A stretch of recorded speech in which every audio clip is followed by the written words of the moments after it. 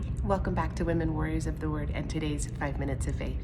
It's a joy to spend this time with you every day. And sometimes God just flips the script on what we think we're going to do.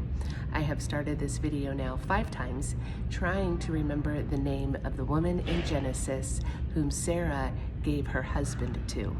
And every time I went to say her name, instead I said the name Naomi. So that's who we're going to talk about. Clearly, God has something to say about the life of Naomi and our choices as women in faith. Now, Naomi's story is pretty interesting, and if you don't know it, I really encourage you to read the book of Ruth and watch how Naomi's life shifts. There is a moment in time that Naomi chooses her own identity, and she tells those around her not to call her by her name. She says not to call me Naomi, but to call me Mara, because my life has become bitter. And in those statements, she blames God. Ladies, as you press into faith, it's extremely important to remember the truth of who God is. God is love. He does not cause severe anxiety, depression, sadness, loneliness. He doesn't spin a plan so that we can be miserable. His plan is not to create a circumstance in which we become, as Naomi says, Mara, or bitter. We are not to allow the circumstances of our life to make us bitter. And in this story of Naomi, we watch her go from a woman full of life with family and daughter-in-laws, and because of circumstances, her husband passes away, her children pass away. She has a daughter-in-law that she encourages to go back to her original family who leaves her, but she has one daughter-in-law, Ruth, who clings by her side. And even in that truth, rather than looking and being excited for the journey back home, and I'm not saying that in losing her sons and her husband there is joy, but what she chose to do was change her name and take the title bitterness. That is not who we are to become. Women have a reputation of becoming bitter and angry, judgmental, jealous, lashing out.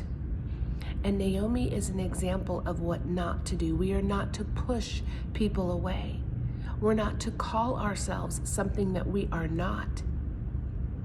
And what comes to mind quite often in I am statements is I am sick, or owning and saying I have XYZ. I am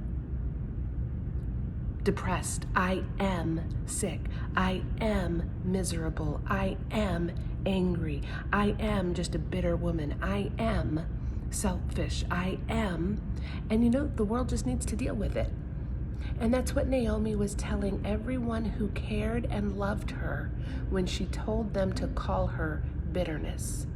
She was greeted by people that hadn't seen her in a very, very long time, and they were excited, and her first reaction was to push them away and to reshift that relationship so that she could not receive the love that she so desperately needed to heal from the hurts and realities of the world.